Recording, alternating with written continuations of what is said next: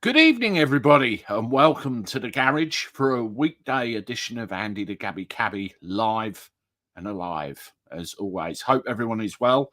Thank you to all of you for joining this evening. I know it's a slightly departed date and time from what we usually do, but it's the one where we could all get together. Obviously, tonight I'll be discussing matters with Noel Wilcox, ranging from what he's been up to right through to the current state of affairs in the UK at the moment. Very frightening times for a lot of people. Before I bring Noel on, I just want to extend a very, very large thank you to everybody on the channel.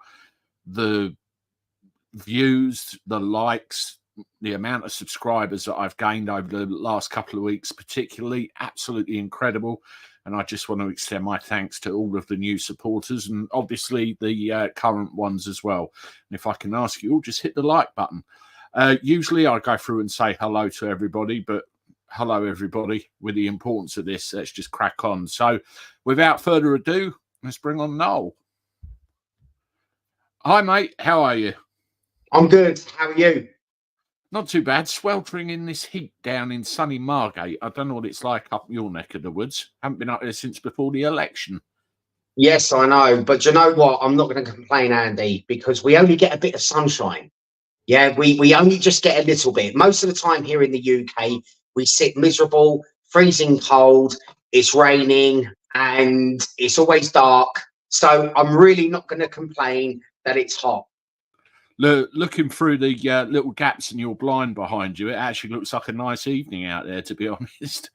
Yeah, you know what? We've still got a bit of daylight. And what time is it now? It's 9 o'clock. So yeah, it's absolutely fantastic. Hopefully it lifts everybody's spirits, and hopefully tonight I can lift everybody's spirits. Wonderful. I like the sound of that. Well, I've not seen you since before the election, and we've not really spoken much since the WhatsApp here and there. What have you been up to? Yeah, I mean, do you know what? I mean, if we just sort of talk about the election, and you know what I took from the election was, you know, I've got to be honest with you, Andy. I'm incredibly humbled.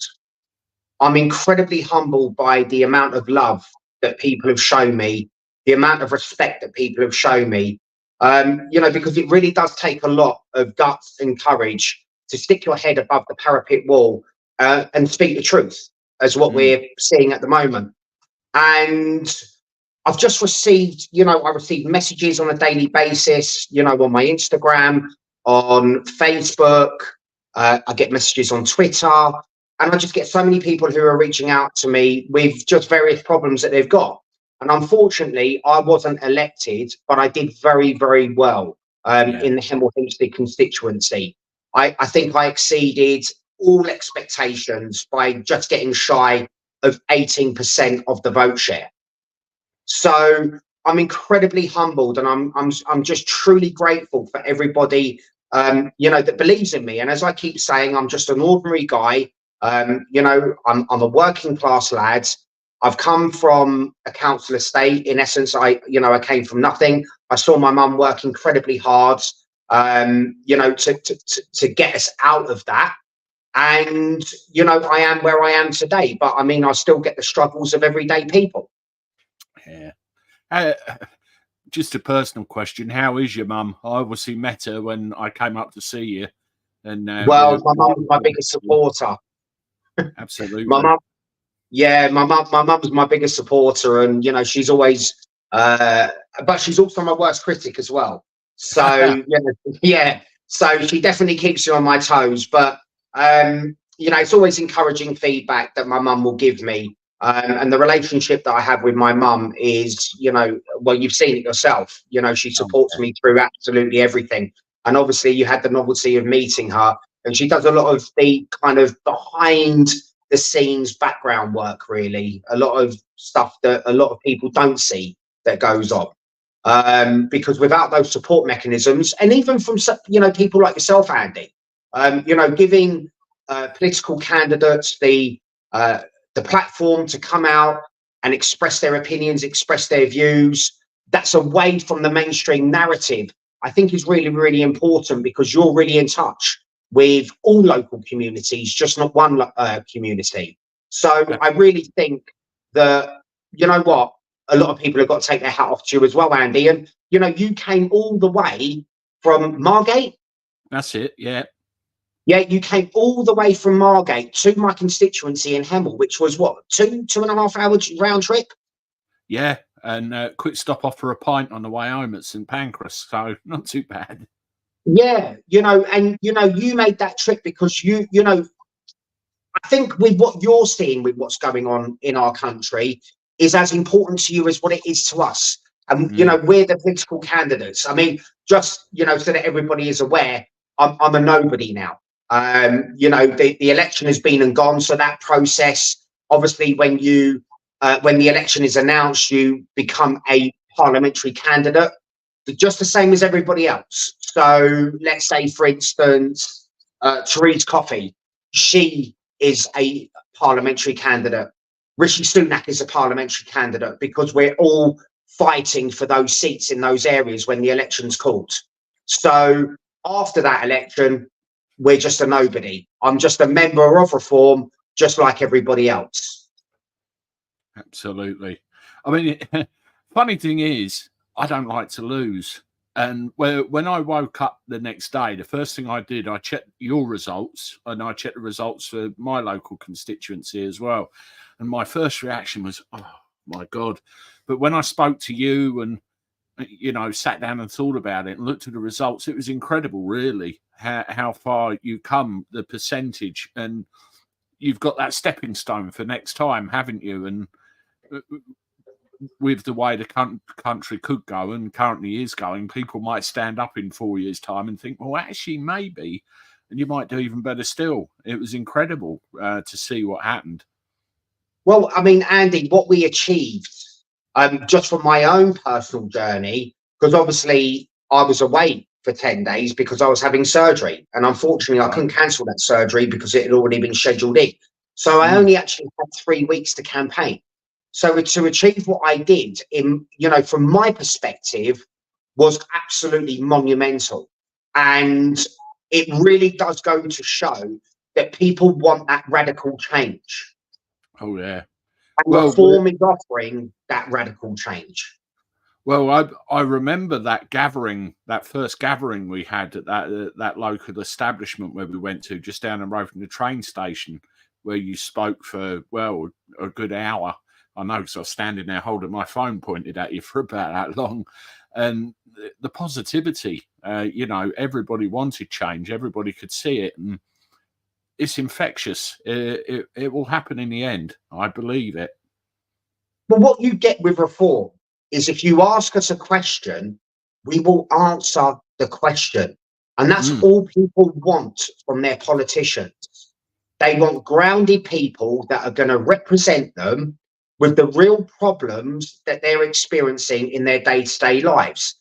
And that's what people want from their represented officials, whether it's in the local, government or mainstream government. So this is what people want.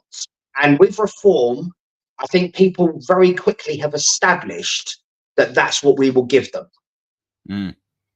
I mean, there's one thing I've learned about you on a personal level, particularly when you get your teeth into something, you will see it through. You will unturn the stones. You will find out what's wrong, and you'll do your damnedest to fix it.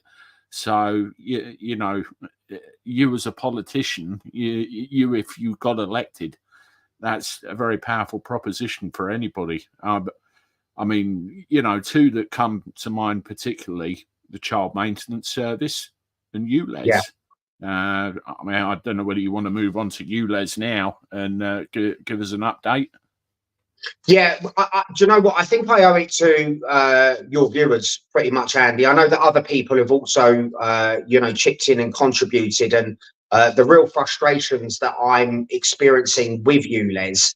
I've kind of thought long and hard about this, and this whole narrative of you can't say, you can't say, you can't say, I think is driving everybody up the wall. You know, you can't say this because it will prejudice your case. You can't say this because it will do this and that. The long and short of it is, with the action that I'm taking out, which that action I can't go into, but what I will go into is that Transport for London, because of the seriousness of the situation, Transport for London passed the case on to Treasury lawyers. Now, Treasury lawyers is the legal department basically for government, and they're not nice. They're very aggressive in their approach in how they deal with you. And all of a sudden, you start getting bombarded with a lot of legal jargon coming your way. Now, the bottom line is that what they did, they went for a strikeout against the claim that I have submitted against Transport for London. So they went, yes, so they went for a strikeout, which basically they said that I had no grounds to mount the legal action that I am taking against Transport for London. So obviously I had to do my best. I don't have any legal representation myself. I'm just a litigant in person. I have a lot of people that are advising me on certain matters, because the minute that you get legal representation, it's literally you're talking 20 grand in the pot straight away. Yeah. And because I started something, I've got to follow it through. And whether it's at a cost to me, or I use the money that was donated to me, I'm going to see it through. And luckily, I found out on Thursday. Yes, it was Thursday. I think it was Thursday, 1st of August. So was that Thursday last week? I think it was, wasn't it? Yes, think so. Yeah. So I found out on Thursday that with the argument that I had submitted to the court, that my strikeout against their strikeout was successful. Wonderful. So all I can say to people, to give people a little bit of hope at the moment with what's going on in our society, and I want to give people a bit of hope, and I don't want to come on here, I don't want to be doom and gloom and all that sort of stuff, because we've got enough of that by our current Prime Minister. So I just want to give people a little bit of hope that the battle has been won, but the war is yet to be won. And it's still a very long road, because I've got everything to gain and they've got everything to lose. And when the state comes after you, it's a very, very unpleasant experience, Andy. And a lot of the times I've sat there, and I'm going to be really honest with you, I've questioned myself whether or not I actually want to go through this. I've had a lot of people that are close to me that have said to me, are you sure that you want to do this, Noel? Because you are really taking on the heavy-handed approach of the state. And we've seen how that turns out. We've seen how that turns out with the post office scandal recently. The heavy-handed approach by the state, it's nasty. It's horrendous to be on the receiving end of it, and it gives you sleepless nights, and it gives you a lot of stress. I mean, there's sometimes when I go into work and I can't even function because my head is so done in from it. Bearing in mind, I've got to run a business. These people can sit behind a desk and they can make your life a misery. But I have to get up the next day. I have to deal with my customers. I have to get my business rocking and rolling. Whether it's about music, DJing, or producing, or it's the scaffold company, I still have to push through those days. And sometimes they're dark days, Andy. Yeah. The thing is as well, it's your family too, isn't it? Yeah. They can push and push and push you as much as they like, but then there's your family to think about, and then you have to make a decision: do I carry on with this? And you need the support behind you to carry on. No man is an island, as the saying goes, and a lot of strength of character in what you're doing, and I do believe you will prevail. It's a lot of adversity to push through, but I've pushed through a lot of adversity in my life. In the military, being on operations, I have pushed through a lot of adversity, even my own demons. Even to push through your own demons, that kind of level of adversity, I think, makes you stronger as a person. Yeah, definitely. I mean, trying to put this in the right way. We'll get there in the end. I think that's the way we've got to look at it. I mean, one thing that people have got to get their head around. The whole legal process takes time. If you decide you're going to go and take action against somebody or a corporate entity or a government department, it's not a 5-minute fix. It can take months, if not years, depending on the level you're going in at. And people need to understand that and have patience. It's a process that needs to be worked through, particularly when the other side's kicking and screaming and won't admit liability. So we will get there in the end, I'm sure. I mean, look, from my perspective, Andy, I've got to be honest with you, and I'm sure that there are some good lawyers out there, and I'm not meaning to insult, the good lawyers that are out there. But I've got to be honest with you, I have absolutely no faith in the legal system whatsoever here in the United Kingdom. And that's why I made that decision to go at it as my own, because I went down a certain route and it all sounded good with the advice that I was given, and I was given legal advice. And it sounded fantastic, and I thought, wow, this is seismic. This is really, really seismic. And then we got down to the bottom of that route, and then all of a sudden, another barrister who looked at it pushed back and said, well, actually, you can't do that, because one thing that I'm not sure that a lot of your listeners know, even though Transport for London is listed as a corporation on Companies House, they have been given statutory protection by the Greater London Authority. Right. So you are, in essence, you are going up against a government department, and it's as big and as ugly as that. So to summarise, so people understand, let's say you had a problem with me or my company that I'm a director of. You took action against me. Judgment was found against my company. If I didn't cough up, you could apply to have my company dissolved. Whereas with Transport for London, even though they're a registered company, because they've got that protection, it don't work like that. No, you can't wind up. You cannot wind them up. Right. That's the bottom line. You cannot wind up a government body. Right. And Gotcha. But you wouldn't know that kind of until you get to the end of that road, because, like I say, on Companies House, they look like a formed company with shareholders and that sort of stuff. But like I say, the Greater London Authority has given them statutory protection. With you. I mean, if you look at Companies House, at any element of government, the House of Commons, some of the political parties, even, they all appear on there somewhere as some kind of entity, and they'll have their own levels of protection, surely. Yes.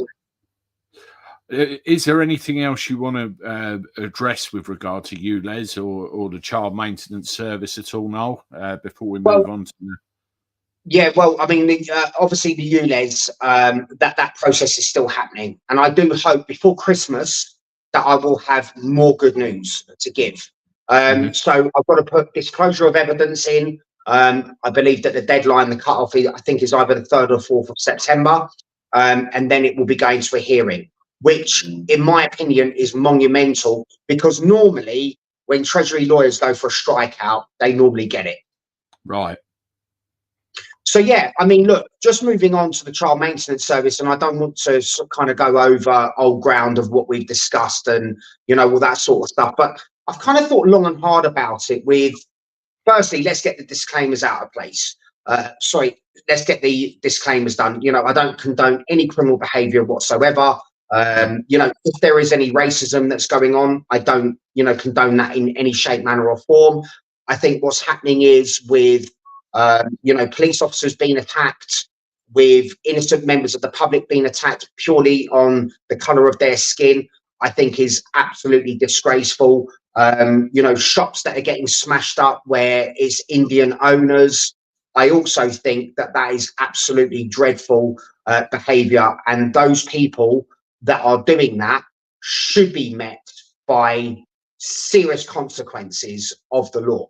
And I do solemnly, say that with all sincerity, because, it kind of pains me to a certain extent that, when we were growing up, we were always able to go to the local shop, and you were always able to buy a can of Coke or an ice cream or something like that, or get your sweets as a kid.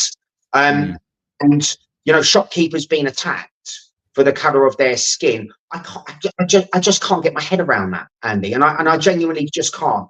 And I don't condone that in any shape, manner, or form.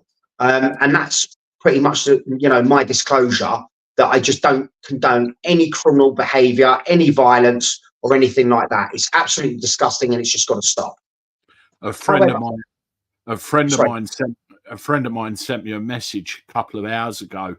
Not too far from me, there's a lady that runs like I suppose you could call it a charity, that provides food and assistance to people on, well, literally no income. So a good service for people in need. And I learnt a couple of hours ago that she was attacked purely because of the colour of her skin. And, it's disgusting. And there's no call for it, no need for it. And, exactly as you said, the full force of the law needs piling down on them. Yeah, and I couldn't agree with that. And I'm very, very sorry to hear about your friends. But isn't it a very, very sad state of affairs that this has come to this now in the United Kingdom? This pressure cooker has all of a sudden now exploded, and it's completely out of control. And I mean, there's a few of my thoughts on this. So obviously, the rioting that's going on, the civil unrest that's going on, the protests, whatever you want to call it, everyone's being branded far right. That's involved. Far right, far right, far right. It's this narrative that we keep being told, yeah? Yeah. However, if we look at the child maintenance service, there's similarities with what's going on here. So with the child maintenance service, it's constantly being pumped out through the media that all of these paying parents are deadbeat dads. We're going after the deadbeat dads. You should hate the deadbeat dads, because all they do is commit domestic violence. They drink, they're football hooligans, and all that they do is not pay for their children. But guess what? We've got a big, nasty, ugly department that's going to go after these people, and we're going to force them to pay by breaching their civil liberties, by breaching their rights, and by breaching the right to a fair trial. Let's face it, because whatever figures, we know that's one thing that we do know. It's a statement of fact. Whatever figures the child maintenance service provides to the court, that is the amount of money that you're going to pay, whether it's right or it's wrong. It doesn't matter. No. And they've got all the laws in place to prosecute you if you can't even afford that. It's irrelevant whether or not you even owe the money. So I kind of see the similarities here with what's going on with the far right. It's this soundbite that's constantly being pumped through the media, that all of these people that are demonstrating are far right. Well, when I was in Poland, Andy, I mean, I went to Auschwitz. I've seen what the far right does. And it's not pretty. No. And it's not nice. And you're, calling people who are genuinely concerned about mass migration. Now, there's a distinct difference in my mind between mass migration and immigration. Immigration is, we have job vacancies here in the United Kingdom that need filling, i.e., which is a manageable amount of people that are coming into the United Kingdom, where they're going to provide our society or contribute to our society, one, with a service of skills that we need. They're going to contribute to society. They're not going to be a burden on the state, and they're going to abide by our laws. That's, to me, in my mind, what is good, controlled immigration. Mass migration of 1.2 million people last year coming into the United Kingdom, completely unvetted, completely unchecked, a free-for-all. It's irrelevant whether you're going to work. It's irrelevant whether you're going to contribute to society. It doesn't matter whether or not you're in line with our values. Now, we keep hearing about values. Do you know, I'm not even sure what our values are anymore as a society. Are you? I mean, I used to think that the values here of the United Kingdom was respect, was the rule of law, was equality, that everybody was treated equally. Those were the values that I believed in. In fact, those are the values that I swore an oath of allegiance to, because those are the things that I believed in. But now what I'm seeing is mass migration, which is mass numbers of people that are just being brought into the United Kingdom so that they can benefit from everything that we have provided. That's right. I mean, you know, I've said it many times. My own father, ex-military policeman for nearly 25 years. And as such, I was brought up with discipline, respect, you know, helping, all the other things that come with it. And, you know, when you get to this day and age, what we're living through now, we're being told what we're supposed to believe, what we're supposed to believe is correct when we know deep down it's wrong. And when you try and speak up, when you try and say something, you're far right. You're something ending with ist. You're no good. You're demonized for just wanting the best for your family and your community. It's horrific. Well, I mean, exactly. And, you know, and that's why I just kind of brought that up, you know, about the child maintenance service in the sound bites that are used by the state when you go against their rhetoric or you go against their narrative. If we look at the ULEZ demonstrations, which is where people were demonstrating against, you know, the ultra low emission zone being expanded because they didn't want it, because it was undemocratic. There was no mandate to expand the ULEZ zone. And then they've been labelled as far right by the London Mayor. I think there's 5 individuals at the moment, isn't there, that could potentially be facing a prison sentence. There's a name for them, the Deptford 5 or something like that. I had communication with somebody. Richard Vobes, I think, has interviewed a couple of them on his channel. I've got to check that video out. But it's a case of, you know, they were peacefully demonstrating against something they never agreed with. Right, you're nicked, off you go. That's against the system, against the state. Again, another example. Well, exactly. And the thing is, if you keep rolling out, so let's go back in time a little bit, yeah. So we've had a Conservative government, if you can call it Conservative government, for the last 14 years. Yeah. Okay. We've had a shambles in Westminster for the last 14 years. Yeah, they're not a Conservative government, and it pains me to say that they were a Conservative government. They were far from it. So if we look at David Cameron, we were going to bring down immigration to tens of thousands. We look at Boris Johnson, we were going to bring immigration down to tens of thousands. All the promises that they were elected on that basis, and it didn't happen. They were not brought down to tens of thousands. If we look back to the years of Thatcher, we had, you know, I think it was maybe 40, 50,000 numbers coming in every single year, which was manageable. And all of those people were contributing to society, regardless of their race, colour or creed. And nobody minded all of these people coming here, contributing to our society. That's the big difference here. What we're seeing and what we're witnessing is mass migration of a lot of people coming here who are destroying our everyday lives, whether it's traffic, whether it's that you cannot get a doctor's appointment, whether or not that you cannot get to see a GP, whether or not that you can't see a surgeon for years, that you're on the NHS waiting list for absolutely years, whether it's the potholes in the road because we've got 10 million extra vehicles on the road, so it's tearing up the tarmac. So we have potholes everywhere. We have pavements that are cracking all over the place. Public services that are buckling.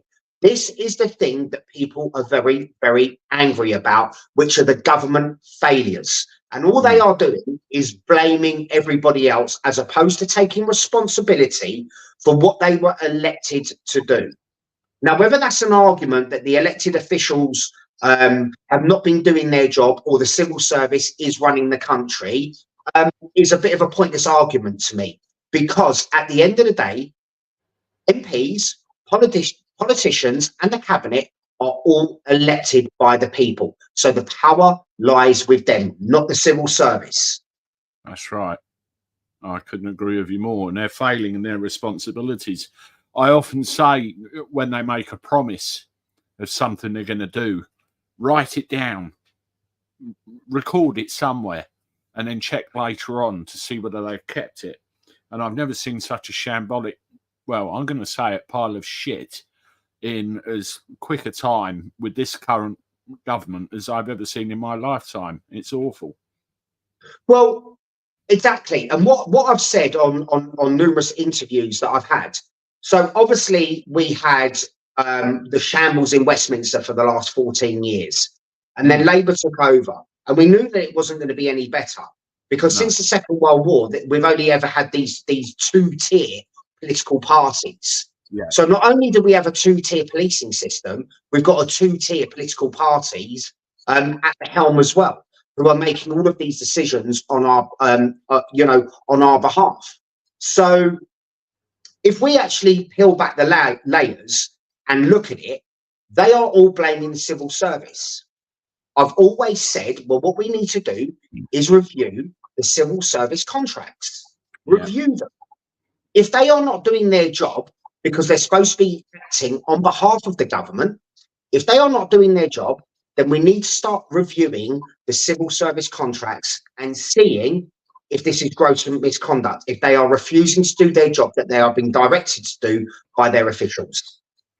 And if they are, get rid of them. Well, absolutely, because then it's gross misconduct, isn't it? You can do that in the workplace anywhere else, Andy. No, you'd be sacked immediately. That's right. Well, if I turn up on a building site and they ask me to scaffold something and, and I turn around and say, well, I'm not going to do it, they just say, all right, cheerio, see you later. We'll get somebody else in. I don't have someone else in within an hour. That's how the real life works. That's it.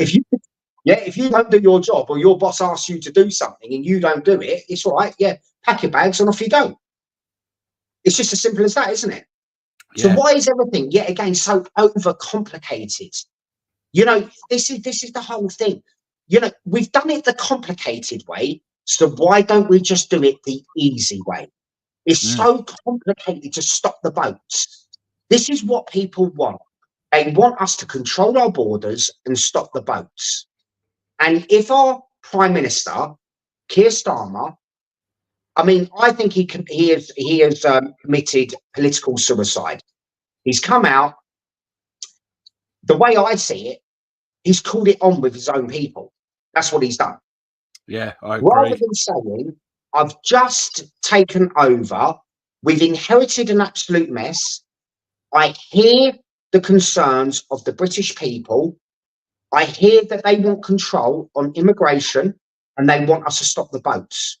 But just give me a chance. It would have stopped everything that's going on, Andy. And instead, far-right thuggery, you're going to be punished and not... He's provoked. He's provoked his own people. He's gone against his own people. His own people. He's gone... It's political suicide to do that. The man is finished. Labour is finished before they've even started. Do you think we'll get a full term from them, or can you see something happening very soon? Well, there's all these petitions going around already, isn't there? A vote of, there's already, going to be a vote of no confidence. I don't see Keir Starmer lasting much more than a year. Right. Do you know what? I never liked him. No, I never have. I didn't like him going back to his days in the Crown Prosecution Service regarding the grooming gangs. And I find that very, very suspicious that when he finished his term with the Crown Prosecution Service, that the next chief prosecutor that came in, all of a sudden was able to prosecute within a year, was able to prosecute all of those Pakistani men that had been raping young children. They were all prosecuted. How does that work? Yeah. So did he ignore it? Did he ignore it? I don't know, Andy. No. Or was it incompetence? Or do I'm you not believe? sure. I don't think anyone will ever know the truth. No, but all that I've seen right here, right now, with Labour coming in, and I've always said, all that happens in these elections, one just passes the baton to the other. And Nigel Farage says it's a change in management. Okay, yeah, it's a change in management. But for me, all it is just a change in personnel. Mm. I mean, we just replace one lot of shambles with another lot. Another lot, yeah. Well, And that's what's happened. one of the things that I wish people would wake up to, and I saw this during the election, and I know I've spoken to you about it, and I've seen it in all the elections in my lifetime. People could not get their head around there are other political parties. At least the last 12, 15 years, I've been watching all this more closely than normal. You get the same old message. If you vote for them, you'll just put Labour in power. If you vote for them, you'll just put Labour in power. For Christ's sake, look what's happening right now. And how many people have listened to that message and done exactly that? You know, first past the post being what it is, millions and millions and millions of people, including those that are disenfranchised, get off your backside next time, get down the polling booth and make a difference. Ignore what they tell you about, don't vote for them, you'll get Labour. Vote with this. Well, exactly. And I think, from my perspective, with all the riots that are going on at the moment as civil unrest, I don't believe in that. What I believe in is democracy. Follow the democratic process. And I mean, funny enough, just to give people a lot of hope, and obviously what has sparked all of these riots is what happened in Southport. I mean, do you know what happened there was just absolutely tragic, Andy. I mean, I don't think that I've actually ever been so upset about something. There's so many things that you could be upset about, Manchester Arena, with all of those children that had gone to watch a concert. We've more or less got the same thing that's just happened here. And people are asking the question, what monsters are we allowing to come into the country? Now, we don't know the truth with this Axel Ruder Cabana. We don't know the truth. Yeah, we don't know the truth about him yet. They're saying that he was born in Cardiff. People are saying that he wasn't born in Cardiff. We don't actually know. I'm sure that's all going to come out in the wash at some stage. Whether or not, he's first generation, second generation, I genuinely don't know. So, I don't want to comment on that, but I'm sure that stuff will come out in the wash. But also some people are saying, and I've heard it online, that he has said that he did it in the name of Allah. Right. But the mainstream media are saying that he was a Christian. So I don't know. But one thing that the British people are not buying anymore is all this rubbish of mental health. No, correct. That's the go-to, isn't it? When anything like this happens, they head straight there. Mental health, there's something wrong, and it doesn't wash anymore. I mean, for people that can't get a doctor's appointment or get to see a GP or whatever, I mean, for somehow, I don't know, people are getting hold of their medical records within an hour. I'm lucky if I can get hold of my medical records within a year. I mean, if I phone my GP surgery, no one's answering the phone there. So how they're getting their medical records within 30 minutes to come out and say that it's mental health, I have absolutely no idea, Andy. So yet again, I think the British people are just sitting back and thinking, it's a poor excuse. We've been taken for fools. And it's a very, very simple thing to stop all of this. And the Prime Minister can make this all go away. Control immigration, stop the boats. That's it. Control immigration, control our borders. It's very simple.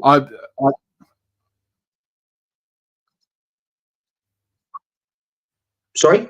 I don't know if you've been down to Dover recently, but I had a look down there the other day, and it's almost like they're trying to conceal what's going on, where they had the boats being brought into shore and dealt with, and the occupants of the boats pulled off and taken away in coaches. They've moved the whole thing over to the other side of the dock, and they've put big high borders up around you know, where the area where they're doing it, actively trying to conceal what's going on. But people are still getting footage. You know, we're not stupid, and we're being treated as such. I just want to touch on Southport very briefly, and then we'll continue. I just want to read 3 names: BB, Elsie, Alice. BB was 6, Elsie was 7, and Alice was 9. All younger than my son. And that's the names of the 3 young girls that were massacred in that attack. And we should never forget those names. And I read something hopeful today. The other children which were attacked have all gone home from hospital.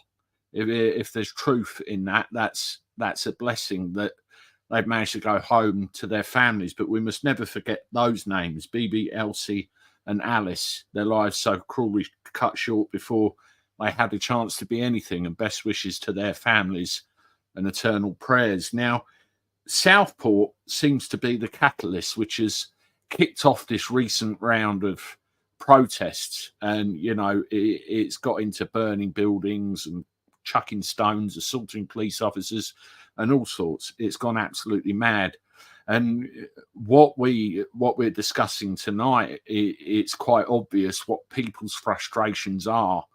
You know, the uncontrolled migration, the crime levels, the general incompetence of government, and you know, with people's behaviour out on the streets, it's deplorable. Noel doesn't condone it. I don't condone it either. And you've just handed the mainstream media and the government the narrative on a silver platter.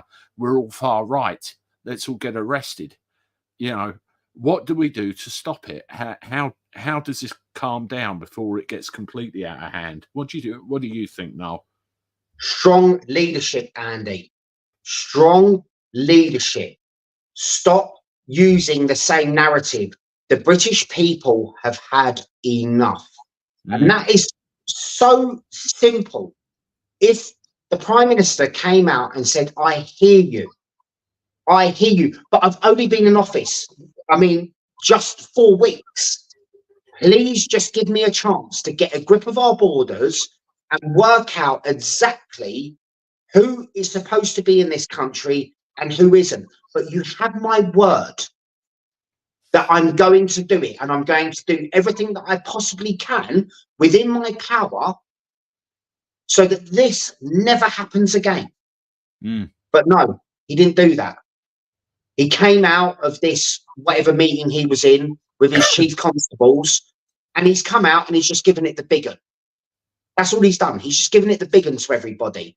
And one thing about the British, and this goes through our history, even of British gangsters, because I've read British gangster books: no women, no children.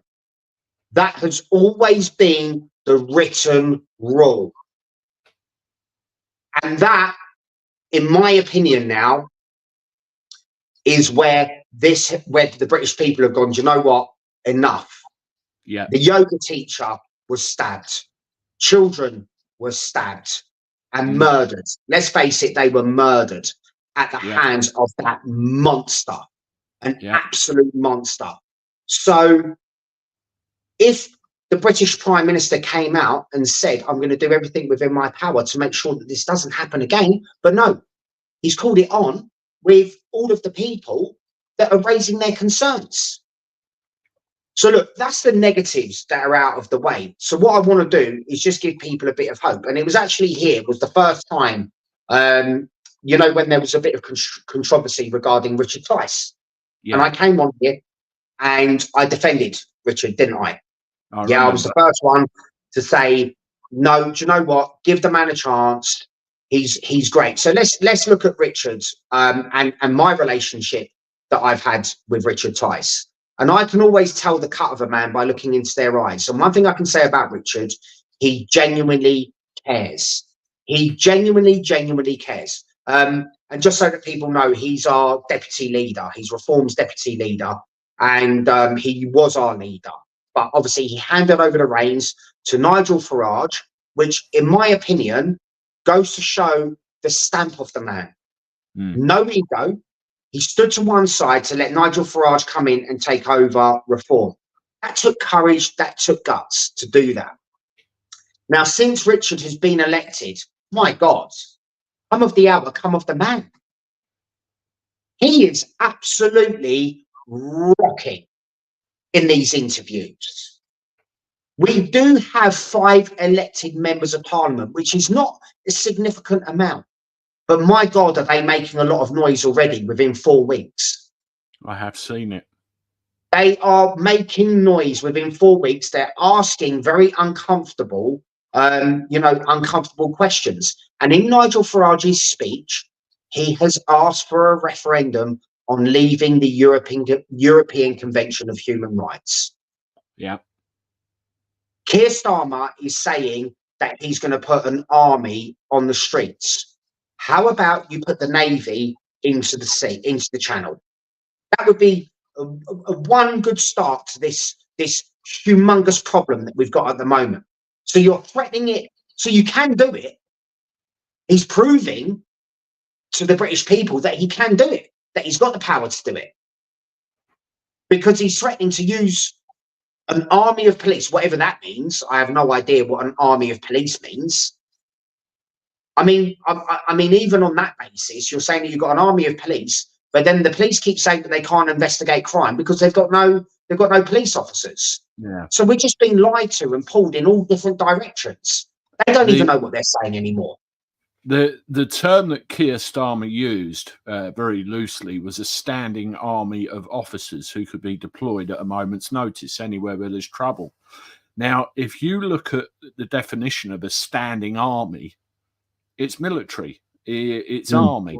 I picked up very, very quickly. He didn't really emphasize police. It was standing army of officers. What does that mean? Does that mean martial law? Does that mean army? Deploying the army against the people? Is that what it means? It was a very loose phrase, and I thought there's more to this. Maybe I got my tinfoil hat on, but it raised an alarm bell in my head the way he put it. Well, Andy, I don't even think Keir Starmer knows what it means. So if Keir Starmer doesn't know what it means, how on earth are we supposed to know what it means? Nobody can work out. Richard Tice can't even work it out, and Richard's a very clever man. He's privately educated. He's a very clever man. And he has no idea what Keir Starmer's talking about. No. So, I mean, look, to give people a hope, they've just got to get behind reform. And they have to vote in their mass numbers. Look, we've got the county elections coming up next year. Get all elected reform councillors in. We can make a difference. And people have to trust us. And they have to trust in that process, that what we say we're going to do, we are going to do it. Because already with our 5 MPs, we are trying to hold the government to account. But there's only 5 of them. God bless them, Andy. They're trying. At least they are trying. No one else is. They're trying to hold the government to account. What I've seen as well, when you get Richard and Nigel and the others stand up and ask the questions, they're just getting the standard government filibuster as an answer. Oh yeah, whatever. And you can see the contrast. A very concerned Reform MP asking the relevant, correct questions, and the sitting member in the House going, "Yeah, they don't give a shit." Can you imagine, though? Look at the noise that 5 of them are making. Imagine we had 200 or 250 Reform MPs in there, all like me. God, yeah. All like me, just asking the questions that matter to their constituents. And that's the thing, Richard has taken, this role on, and Lee, and, all of them, and Rupert. They are representing their constituents. That's the difference. They are out there every single day on the street. I follow Lee, and Lee, he's out there every single day, pushing for, banks to come back onto the high streets. Richard is involved in, I think, solar panels at the moment. So they're getting stuck in, and the proof is in the pudding. So that's what I'm saying to you. People have to the only hope that we've got is that people have to get behind reform. And that's in the local elections and the next general election. And any by-election that comes up, people have to be big and brave. The British public has to be big and brave, and they have to vote outside of the box of where they have been voting. And I know that change is very, very difficult for people to comprehend, but look at where it's got us. It's not going to get any better. And then when it comes up to the next general election, the Conservatives will be saying, oh, yeah, we're going to stop the votes and we're going to do this. And it will just be the same rhetoric that's going on and on and on and on. Whereas us at Reform, we will stop the votes.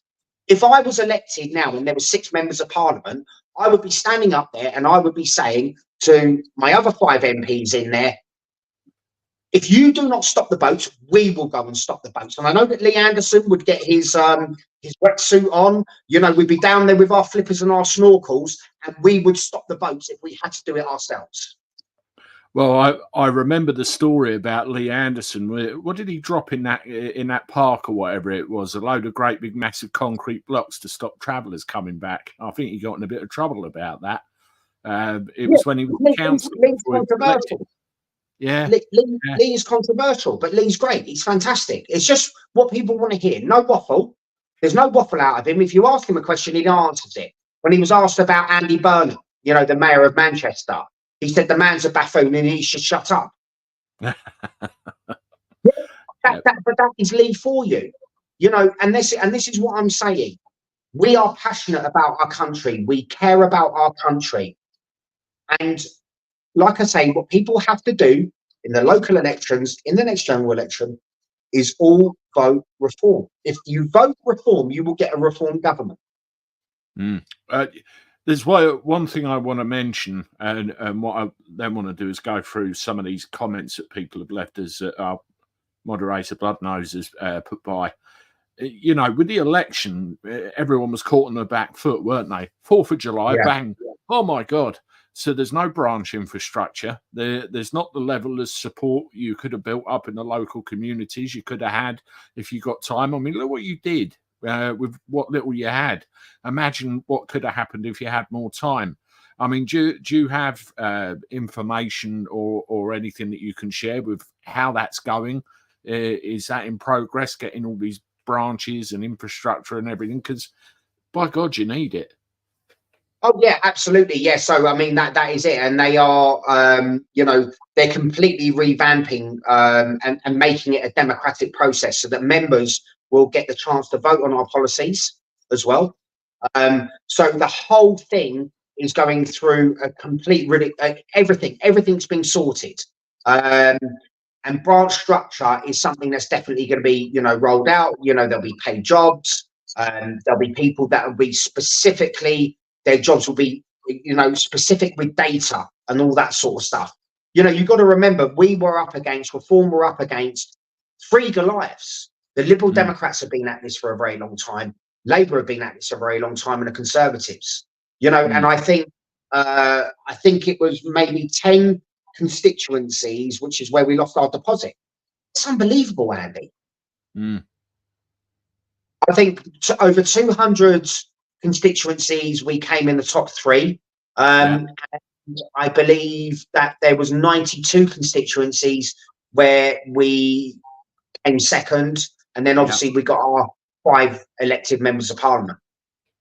So if we had the time, if that election was in November, I think it would be a very, very different story. And I think that's what the British people have to realise, that what we pulled off in the space of, let's face it, 4 weeks, by the time we actually got out onto the ground, by the time all our printing material was done, PDFs were checked, etc., then that's all got to go through the commission standards, the electoral commission standards. That's all got to be checked to make sure that your artwork is all on point.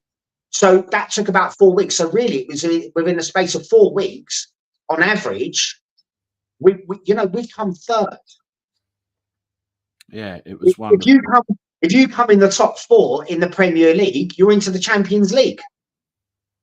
Absolutely. So that's got to give people a bit of hope that every vote does count and every vote matters. So more have got to unplug themselves from the mainstream media narrative between now and next time. And as I said earlier, vote with this.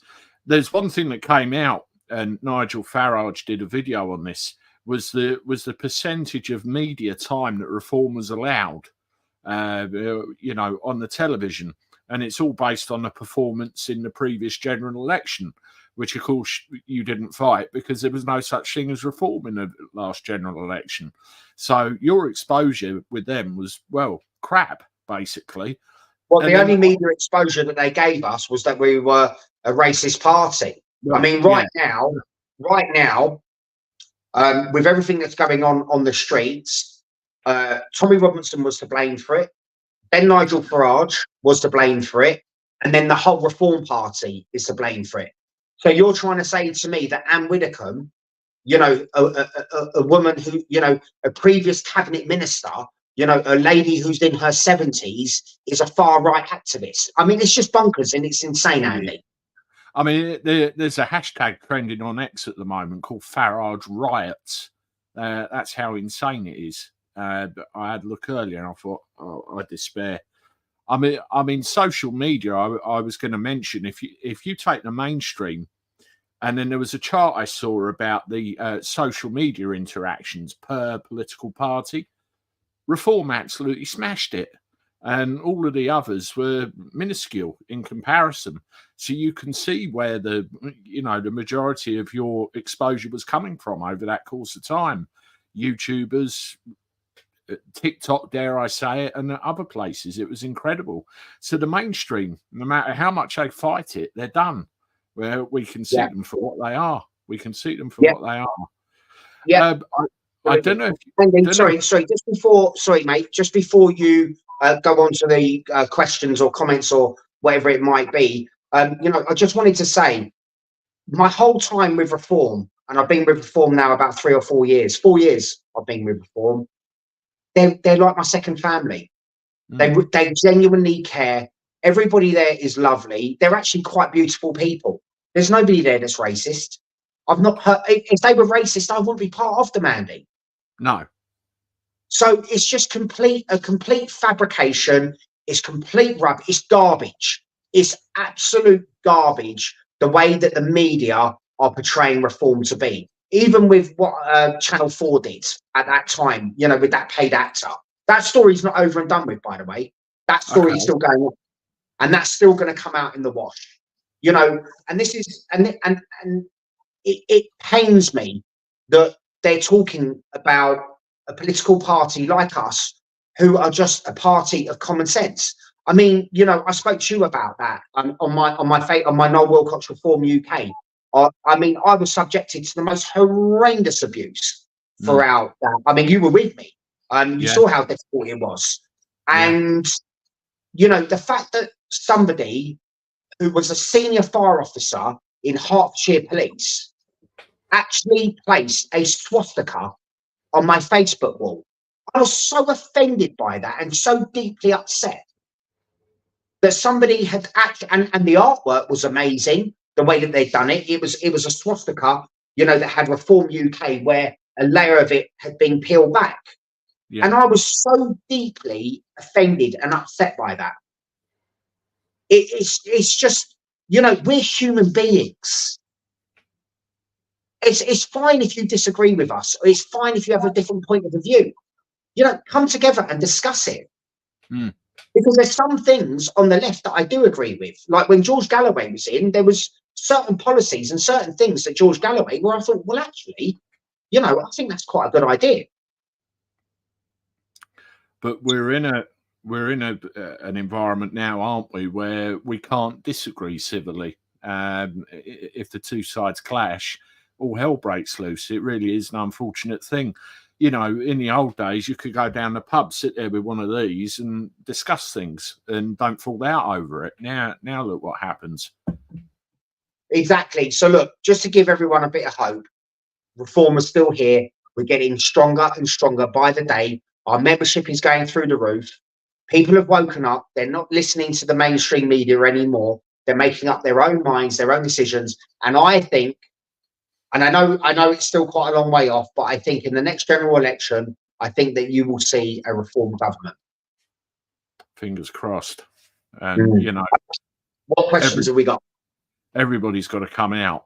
Everybody. So let's have a look at the questions and the comments. Right, short, angry bloke. Do you think that potential migrants in France might have second thoughts about making the crossing in light of what's happening on the streets in the UK? No. No, me neither. No. It's worth the risk, isn't it? Oh, yeah, definitely. When they get here. David Johnson, the UK population in 1953 was about 56 million. I had a ration book. Now fields are being covered in solar panels and farms rewinded. Green agendas will cause a food shortage. How will we survive? Sorry, what did he say initially at the beginning? He had a what? A ration book. I mean, he said he's saying the UK population in 1953 was 56 million. So that'll be post-war. I think rationing went into the 50s, didn't it? Well, I think what Daniel was saying here, which is exactly what we've been saying, at Reform, is that mass migration is destroying our everyday life. That is the bottom line. Whether you're talking about food, whether you're talking about transport, whether you're talking about traffic, whether you're talking about hospital appointments, mass migration is destroying our lives. Absolutely. Stuart, off topic, but about government. Do you know the ex-head of the HMRC sold off quite a lot of their buildings to an offshore company for 220 million quid? There's a follow-up to that, which they now rent those same buildings back for £400 million a year at taxpayers' cost. I hadn't heard that. I don't know if you had. So, I hadn't heard that, but I've got to be honest with you, Andy. If Stuart has got the evidence there, or that this has happened, then if he provided the evidence tonight, I'll probably say, well, it doesn't surprise me, because the weirder that something sounds is our new reality. Yeah, absolutely. And the level of financial mismanagement in that comment, it wouldn't surprise me at all. Ray G, did you see Farage defend himself for being blamed for the riots and then throw Tommy under the bus? I haven't seen the footage. I know he defended himself, certainly, and rightly so, but I've not seen the footage about Tommy. I don't think that Nigel threw Tommy Robinson under the bus. I just think that Nigel stated a fact. He stated a point, that he's never met Tommy Robinson, and he doesn't have anything to do with Tommy Robinson. So I wouldn't say that's throwing him under the bus, but I'm not sure, because, I mean, Nigel was being, who was it that came out recently? Was it Joe Cox's husband? Did he come out recently and said, Nigel Farage wears Tommy Robinson's suit or something, wasn't it? Yeah. Nigel Farage is Tommy in the suit. Yeah. I mean, I don't mean to discredit anybody, because I've heard so many different things that have been said about Nigel Farage and Tommy Robinson, and all I've heard Nigel Farage say is that he's never met the man, he's never had a conversation with the man, and he doesn't intend to. That's pretty much all I've heard Nigel say. I mean, this is the media again. I mean, the only thing I'll say about Tommy is he's currently on holiday with his family. The media made it sound like something it wasn't, and they also gave the location of where he is on holiday with his family. That's bloody dangerous for not only him and his family. It's disgusting. Squirrel Sniper. The masses who fell for the trap set out by their heroes, who were establishment-controlled opposition, gave Starmer the excuse he needed to roll out a two-tier police state they love complaining about. Well, I suppose that's why Keir Starmer is called two-tier Keir. Yeah, absolutely. For the first time tonight, I heard Keir Starmer being called, what did I hear him being called? Keir Stalin. Yeah, I've heard that a couple of times. Still waiting on my Brexit vote being acted upon. Toe tapping. Can you hear my toe tapping as well? I really don't think we got Brexit fully in the way we thought we would get it. We've been screwed over there too. That's my opinion. I believe that we were. I believe we were punished for the Brexit vote. That's what I believe, because it's got 50 times worse. Yeah, I mean, one of the things when I pick someone up from Gatwick and take them down to Deal or Dover, I have to navigate miles and miles and miles of 50 mile an hour and roadblocks and chicanes and all that sort of thing, where they route the lorries down a particular route. They blame Brexit for that. I see it every day. Ashley Styles, evening. If Starmer brings in the Civil Contingencies Act, he may well be able to cancel all elections. Well, that's a scary thought, isn't it? Yeah, that's dictatorship territory, that is, and nobody wants that. Mick Hardstaff, today would have been the first Rwanda flight from the UK. Ironic, isn't it? If it ever took off. Well, I mean, look, what I would say is that Labour said that they were going to stop the votes by targeting the criminal gangs. That's all that we kept hearing, the criminal gangs. Well, it was going to do nothing. So we know what Labour's stance on this is. All the illegal immigrants that have come in, they've said that they're going to house them here, and they are. They're taking them out of the hotels now, and they're housing them. Yeah. And Angela Rayner categorically said that. So now we are encouraging people to actually break the law. Yeah. I mean, I've heard talk of whether it's true or not, people like me being encouraged to house them in my own home, stuffing them everywhere they can. Well, I've got two words to say about that, and they're not very polite. Reform were very clear, Andy, about what we said we would do. We would leave the ECHR and we would deport all of them. Yeah, absolutely. Michael Campin, the MSM totally deceived everyone about the so-called police station in Sunderland. It was only a police office that had been closed for years. I must admit, when I saw the footage, it did look like a police office rather than a police station.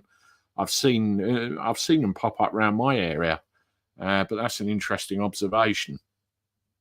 I think it was PCSOs operate out of there or something, isn't it? Them PCSOs? Something like that. Like that. Maritime slave. If the king, governments are endangering the people of the Commonwealth, it is our duty to hold them to account. This includes threats from without foreign threats. I'm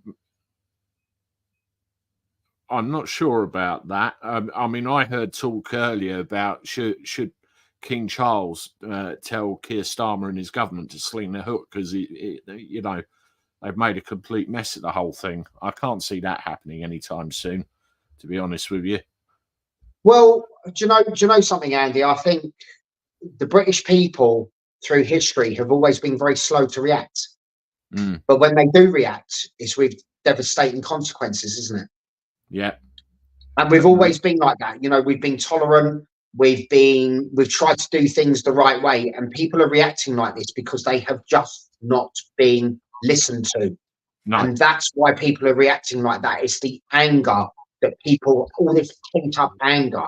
And I don't think Keir Starmer has any idea how angry, because he's not in touch with real people.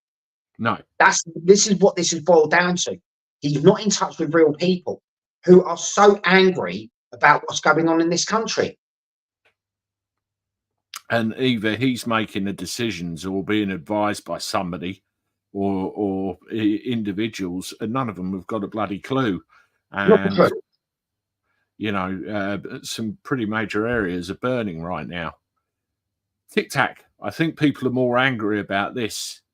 3 babies being stabbed there. Absolutely. I mean, when you get to, it's like you said earlier, Noel, isn't it? Women and children, no.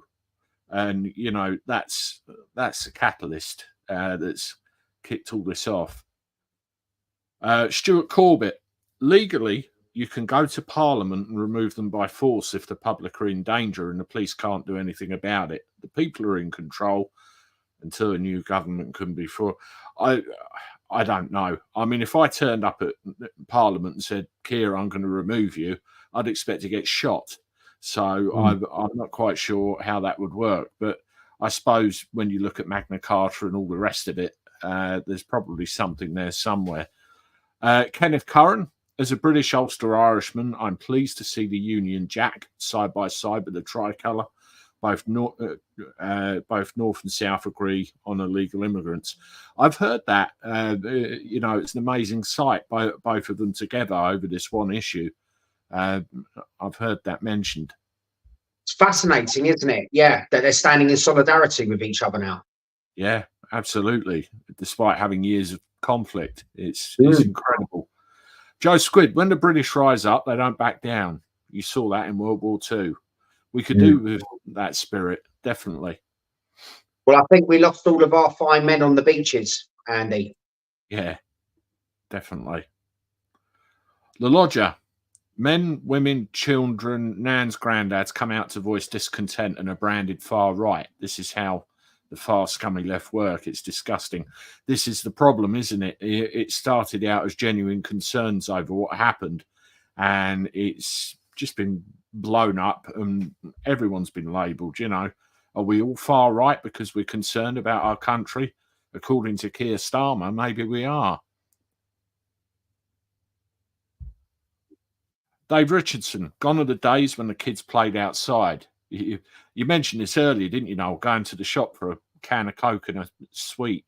It's got to the point we can't even go to parties now, all in the name of immigration. Now, I did a video on this the other day, and my wife and my young boy were at the local cricket club at the time, and it's in the back of your mind: are they safe? You shouldn't think like that when your child gets taken out to do something they love. It's awful. Right, 3 or 4 more, and then that'll be it. Hard Tulip. Has the billionaire Taylor Swift visited Southport to do a concert? In 2017, at the time of the Manchester bombings, that other female American came over and did a Manchester arena concert. That was Ariana Grande, wasn't it? I remember that very well. Very well. But who knows what she'll do, what her intentions are. Stuart, we'll be better off under martial law. The military protects its civilians. I'm not sure I agree with that. Yes, there may be an element of peace on the streets, but can you imagine being told that you've got to be at home at a certain time of night? Can you imagine being under regulations where you fear of coming a cropper from something quite severe? I'm not sure I agree that martial law is the way to go. No, nobody wants the military out in the streets. And, just for clarity, soldiers don't play nice. So nobody wants the British Army on the streets. We really, really don't want that. And I'm very strongly opposed to the military being deployed on the streets, because, well, firstly, we're asking the military to come in and fix a problem when they've been treated like dirt by the establishment. Veterans are being left to sleep on the streets, and now we want the military to come in and sort all of these problems out. It's not fair. And then also something else that scares me is that if the military come in and if, let's say, for instance, and if they did take action, would they then be pursued for crimes against humanity and war crimes and all of these sorts of things? So I think it's unfair to put the military in that position. You've just got to look at the history of Northern Ireland. Yes. What happened over there. I mean, my father, I mentioned earlier, was a young army corporal in the early 70s who did a tour in Northern Ireland. And when all of this, he said to me one day, am I going to get a knock on the door? It's not great, the whole situation. Learn the English Bill of Rights. They used to teach in every school in England. The British don't want you to know about it. Yeah, there's that, thing between Britain and England. It's. I have a guy that messages me a fair lot about that. Alison, just got 2 more comments now, and that's it. Police arrest you if you commit a crime. Illegals in boats are let in. They have committed a crime. Send them back. We just want legal people who can work and not sponge off us taxpayers. Absolutely. Like you said earlier, people who contribute to our society and play by the rules. Very quick example. taxi driver I know, Afghanistani, come over here, works bloody hard, probably more hours than me in a week. He's just bought a house, had a child a couple of weeks ago, and he's fully integrated. He's a lovely guy. You know, that's what we need. Fantastic. Brilliant. Not what's going Brilliant. on. Tony Whitworth, according to an ex-copper, the murdering Welshman was a radical who has had multiple visits from the police. We want to know what the police knew. Was this preventable? Again and again and again with incidents like this, that question gets asked, doesn't it? Was this preventable? What did they know? I've seen it so many times. And tragically, history repeats itself. Thank you, everybody, for your comments. Very much appreciate them this evening. Some great stuff there. I think me and Noel covered a lot of ground between us. We're just about come to the end of this live stream now. I've got to go to bed. And as always, Noel, I'd like to give you the last words. What would you like to say to finish off? Yeah, I just want to say, you know, to everybody that did go out and vote for reform, you know, from the bottom of my heart, thank you so much. All of the people that did vote for me, I'm truly humbled. And we push on from here. That's the way that people have to see it now. We need to push on from here. We need to put everything behind us. We need to push on, and we need to start getting some real people elected into Westminster. Here. I couldn't agree more. Absolutely. And people have to wake up and not believe what they're told by the BBC newsreader or ITV or anything else. Just take a step back and think, is this actually correct? And we might get somewhere. Right, everyone. Thank you again very much. Some wonderful support for the channel. I can't believe the views and everything else and the number of subscribers I've gained, particularly over the last couple of weeks. Please, if you haven't, hit the like button on this. It's very important. Subscribe to the channel if you're new and watching for the first time. And as always, please, if you've got a social media account, get this shared everywhere, because it does help as well. There'll be more videos out tomorrow, as always. There'll be another live in the not too distant future. Look forward to that. And thank you very much for your support. And I bid you all good evening. Good night.